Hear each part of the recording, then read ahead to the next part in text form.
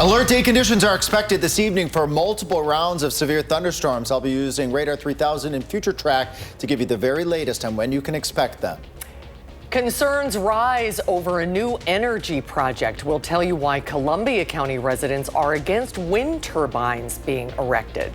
Plus, some Wisconsin basketball stars reuniting. We're live ahead of their recounting of the 2015 tournament run. We welcome you now to News 3 Now at 5. I'm Sarah Carlson in for Eric Franke. We'll be joining Eric live momentarily, but first, alert day conditions are expected tonight with more severe thunderstorms. Let's head straight to Chief Meteorologist Alex Harrington. Alex, where is everything at right now? Well, right now, storms kind of all over southern Wisconsin as part of our alert day that we've been talking about for quite some time here. We'll see if we can get my radar to actually, my screen to actually move. Come on, there we go.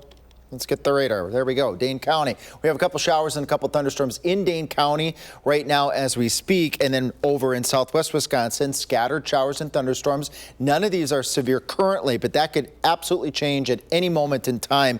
The amount of energy that we have in our atmosphere is very high right now. A lot of humidity, a lot of wind and twist in the atmosphere. We had tornado warnings earlier for Vernon and Juneau counties. Warnings right now, they're out to the west across portions of Iowa. And those storms are eventually going to be moving off towards the east into southern Wisconsin. So we'll be keeping a close eye on these individual thunderstorms, which could pose the threat of tornadoes, and then that line will eventually move through the rest of southern Wisconsin, coming out of Iowa into this evening, going into the late evening hours. Coming up in Maine weather, we will have a fresh look at Radar 3000, and I'll take us using Future Track moment by moment to let you know when you can expect these potentially dangerous storms in your town. Okay, thank you, Alex. Green Lake police have identified the child who died after being struck by a vehicle. Police say yesterday morning, 12-year-old John Emmett Zadrau was riding his bike with two family friends on Hill Street near the library. An 85-year-old Germantown woman trying to park her car went over a curb and hit him, and he was trapped under her vehicle. The injuries were severe, and he later died after being taken to the hospital. This crash is still under investigation by the Green Lake Police Department. A man has been sentenced to 20 years in prison for a violent home invasion and a deadly shooting. Today, a judge sentenced Shabri Link to 15 years in prison for that shooting and 5 years in prison for the home invasion. Police say in 2016, Link and another man duct taped a man and his girlfriend while their children watched. The pair also shot the man. In 2021, prosecutors allege Link and another man shot and killed 24-year-old Eric Ranson outside of a home on Madison's northeast side. Link's sentences will be served consecutively. Well, Columbia County residents are voicing their concerns with a potential Alliant Energy wind project on the way. Our Ellie LaLiberte met with those residents today and shows us what they have to say. About 10 people came out and talked to me today about their concerns with the Columbia Wind Project. One of those is disrupting views like this. The people that are putting them up, they don't live by them. They're not in their backyards. Tony Schreier isn't a fan of wind turbines potentially moving in across Columbia County. He's lived here for more than 2 decades and worries the turbines could impact his family. I don't want them to have to live by it and have their hearing affected over time. And his work. I'm a farmer. The project would construct about 40 wind turbines powering more than 70,000 homes annually. Alliant Energy says this project has the potential to create 200 new construction jobs and deliver millions of dollars in revenue. But for this group, it's not worth it. I don't feel that the energy that these turbines supply for the footprint that they leave on the environment is not sustainable. Pending approval, construction could begin in 2027 and be completed by 2028. Here, everybody believes that at the township level, they can do nothing. Frank Liska is an attorney in Fall River. He's trying to help residents across the county use their voice. We have to have the tools to make sure our citizens are properly cared for on health and safety. In a statement to News 3 Now, Alliant Energy says they're partnering with more than 300 voluntary landowners, saying, quote, "These landowners appreciate the benefits of this project and realize the positive impact will last for generations." But that positive impact isn't felt here. It's way too close to me. Reporting in Columbia County, Ellie LaLiberte, News 3 Now. Thank you, Ellie. Alliant Energy did hold a public meeting about the project earlier this month. It was also discussed at a special meeting in the town of Columbus last night. Well, according to the Census Bureau, the United States is exporting less. Goods exported dropped 5.2% last month. That decline comes after the 3.5% rise reported in April. And that's the same month that increased tariffs from the Trump administration went into effect. Analysts say the downfall in exports caused the U.S. goods trade deficit to widen by more than 11%. And now for most Americans, the job hunt is taking a longer time. New data from the Department of Labor shows about 236,000 people filed for initial unemployment benefits the week ending June 21st. That's down by about 10,000 from the week before. However, the number of continuing unemployment claims rose to its highest total since November of 2021. Well, analysts have a new warning about the Social Security system. They say it could run out of money by 2033. That is despite millions paying in for decades. But 11,000 baby boomers are turning 65 years old every day, and fewer people are working to inject cash into the system. The system will only be able to pay out about 3/4 of benefits that have been promised. That's the math behind this. Some possible fixes include raising the payroll tax cap, increasing the payroll tax rate, or raising the retirement age. Any change would likely require congressional action. This is a great story. A trio of Texas high school students are working to make a better prosthetic for one of their friends. These students have spent the last 18 months building a mind-controlled bionic leg. A person using a headset can then make the leg move and walk. It can also move in ways other prosthetics on the market cannot. But they didn't help this to help millions of amputees. They did it for one of their friends. I thought down, and then the leg went down, and then I thought up, and the leg went up. And I'm like, okay, this is insane. No, I did not think I would have friends like this. Wow, the boys won a $50,000 scholarship from the Regeneron International Science and Engineering Fair hosted by the Society of Science. Boy, that is inspiring. Oh, wow. Yeah. Well, for the first time in a decade, some Wisconsin basketball icons are reuniting on the big stage. They're set to reflect on the team's unforgettable 2015 deep tournament run. And our co-anchor Eric Franke, Lucky Duck, is at the Orpheum Theater tonight ahead of the doors opening. This is pretty exciting, Eric, to see all these guys back together again. I'll tell you, this is really cool, Susan, Sarah. What a night it is for Badger basketball. We've got Ben Brust here from ESPN Wisconsin, but also, by the way, led the Badgers in scoring in the Final Four the year before they lost that game to Kentucky. We'll move on from that. But Ben, what an event you've got planned tonight, and you're going to moderate a discussion between your old teammates and your head coach. I want to say entertain, right? Okay. It's going to be for the fans. We have so many great things planned. Some videos from people that you're going to recognize voices from that run. The amount of emotion that we'll try to evoke from the fans, and the idea that we're already down there together. Frank and Josh are already ripping Bo Ryan for a shirt. They said, you look like you're coaching at the Maui Classic. So already they're giving me content as I will be moderating, hosting up there. Just so excited for all the people that came and bought tickets and are supporting this event, because this is a team, where were you when moments, right? You can put yourself where you when they beat Kentucky. When I say that now, hopefully you know where you are. Yeah, you really put a lot of work in. I know I don't want to give away too much because you got a lot of fans coming here. You but saw a sneak peek, I got a little sneak peek, but there's going to be great music, some great videos, Jim Nantz. I'm just getting for a CBS station. I got to plug in. Okay, yeah. Hello, friends. He'll have a role. But what a great team that was. And I want to lump you in too. I know you weren't on that team, but what a great period of college sports, particularly this team. It was the purest form of college basketball. I mean, and that's okay. You can separate what was then from now. And that's part of the discussion today. We have a video from Coach Gard. Get your tickets. Come see all this. Talking about how it was great how all you stayed together. Downstairs in the green room, Bo Ryan, he's giving me ideas. I've been doing this for 8 months, Bo, but I love it. He's proud of you, by the way. I just talked to him a bit ago. It's amazing because he's like, well, we're here for 15, but don't forget about 14. That set up everything for 15. Right. I was like, he's giving you some love. Well, I'm glad he said that because he's going to have plenty of answers because that's part of the show. Well, this is going to be an amazing night. Ben has worked so hard on this. Congratulations.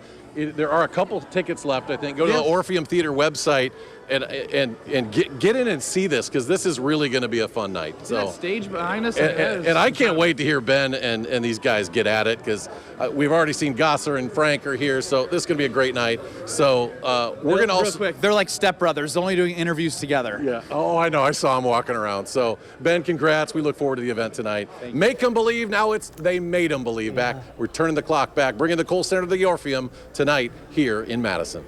Have fun, Eric. Ben, great to see you too. It's going to be a terrific event. Oh, I know. I wish I could attend. Have fun. Still to come tonight at 5, a group of Americans are picking up a pen to make a statement. And President Trump's budget bill is facing some challenges. The setback that could block the proposal from being passed. And on Wall Street today, it was a strong close for the markets. The Dow up 404 points, the Nasdaq 194, and S&P up 49. We'll be right back.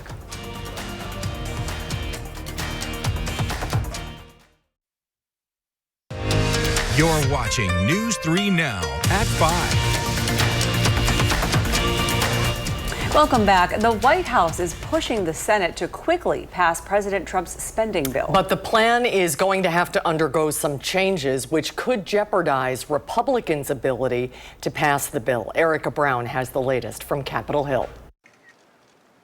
President Trump is hosting Republican senators at the White House as he tries to push through his self-proclaimed big, beautiful bill. We expect that bill to be on the president's desk for signature by July 4th. President Trump and GOP leaders on the Hill are trying to walk a tightrope to win over reluctant moderates without alienating hardline conservatives.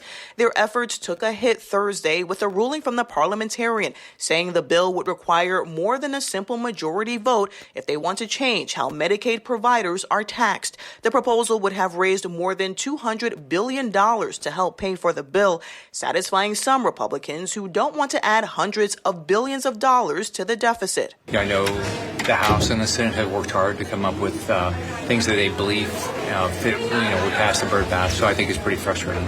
Also on Capitol Hill, Trump administration officials are briefing lawmakers about the airstrikes that hit Iranian nuclear facilities, but the White House is limiting the intelligence it's sharing after early damage assessments were leaked to the press. I'm disappointed that we may be lacking some of the real factual background that's necessary to evaluate how much of the job remains to be done in stopping a nuclear-armed Iran. Defense Secretary Pete Hegseth is among the briefers. He forcefully pressed the case at a morning news conference that U.S. strikes on Iranian nuclear sites got the job done. You want to call it defeated, you want to call it obliterated, choose your word.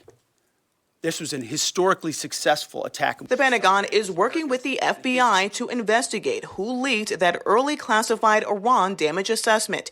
Erica Brown, CBS News, Capitol Hill. Well, surveys show that Americans are almost evenly divided along party lines, but some are now focusing on the fundamentals that connect us. In the heart of Brooklyn, a group grabs printouts of the U.S. Constitution and starts copying it by hand and word for word. Maggie Weber hosts the free events monthly on the site of the Battle of Brooklyn. The concept was created in 2017 by artist Morgan O'Hara. She was concerned about the direction of the country. Very cool. Good idea. Turning to weather now, we have severe storms possible tonight, bringing alert day conditions. Let's get the latest right now from Chief Meteorologist Alex Harrington. Alex? Yeah, we're keeping an eye on widespread showers and thunderstorms that are evolving across all of southern Wisconsin. Strong storms, tornadoes, and flooding, all possibility through tonight. Here in Dane County, we have showers and thunderstorms popping up near the Belleville area to the northwest up towards Cross Plains. Do a little bit of a tour because these showers and storms are everywhere up by Beaver Dam to the east over towards the Dells area. This is what we call an outflow boundary, and it's right along the same line as a stationary front. That's this front that's helping provide the focus for these showers and storms. Stronger storms out to the west, out near La Crosse and out in Iowa.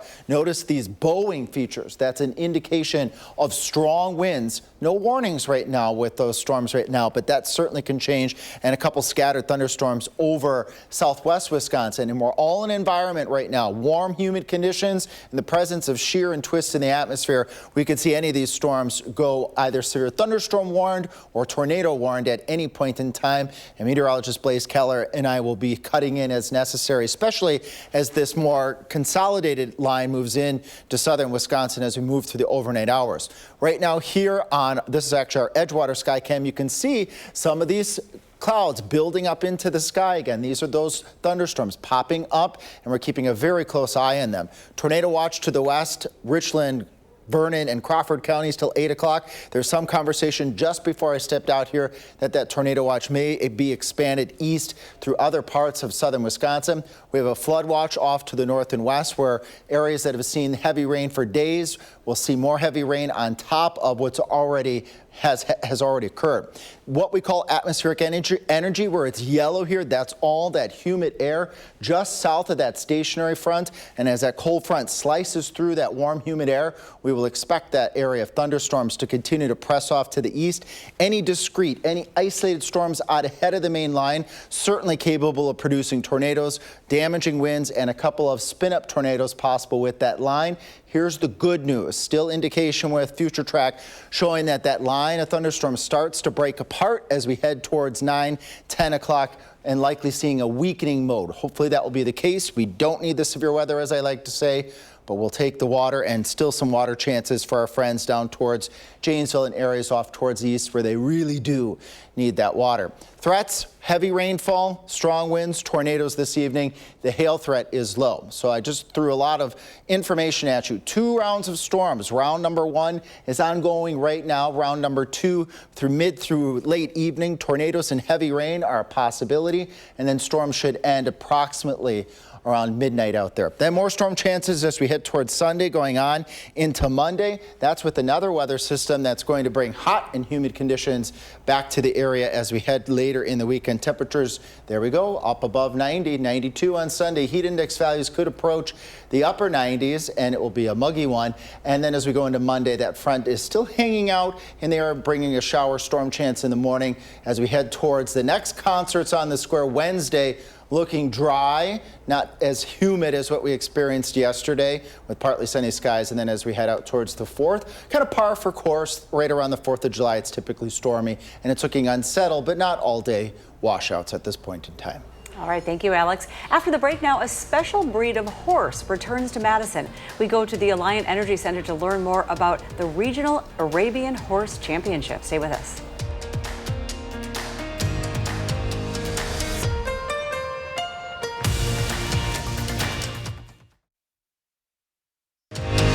You're watching News 3 Now at 5. Well, naysayers might call it horsing around, but people from across the upper Midwest are galloping to the Alliant Energy Center this week for the Regional Arabian Horse Championships. You got to say all of those. Some good writing there. Right. And our Kyle Pozorski reins in the story. I was in my very first horse show when I was 1.5 years old. Horses are back in Madison. I have the horse bug, like I'm, crazed about it. And they aren't horsing around. Horses from Minnesota, Wisconsin, parts of Canada, parts of South Dakota. It's all for the Regional Arabian Horse Championships at the Alliant Energy Center. Just an amazing event. This is the largest Arabian horse show to come to Madison in many years. And the horses, yeah, obviously, they're the main show here.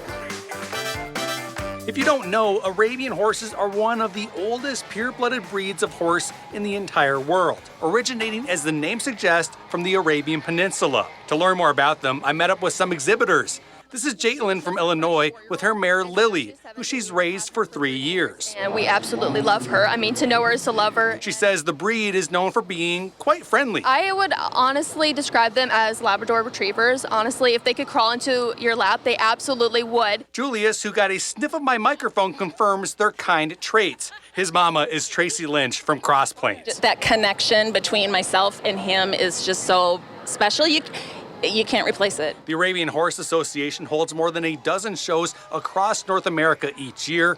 promoting the breed to families and people looking to get into the hobby. And people can get up close and personal and meet these horses. Organizer Hillary Hoffman says it's all about expanding access. That the change in agriculture gives people less access to horses, and that's one reason why we're doing so much to try to invite the public in here to meet these horses and experience this, because it is harder for them to access them. And that access continues through Sunday with the show open daily.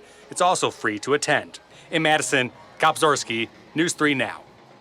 And the big spotlight session is Saturday night with opening celebrations beginning at 5:30 p.m. They're magnificent creatures, aren't they? Wow. When Alex will have a final check of the weather when we come back.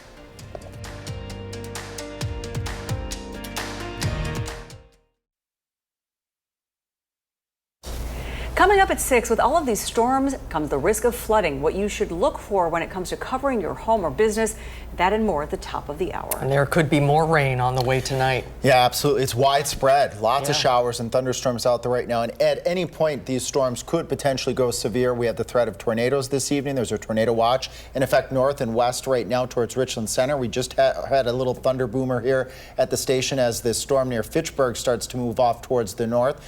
Again, scattered showers and thunderstorms across the entire area right now, but no warnings currently, no warnings. That's actually good news, but at any point in time, we could see these thunderstorms go severe as we have a lot of available energy, meaning there's a lot of humidity out there. You can feel it. Just step outside.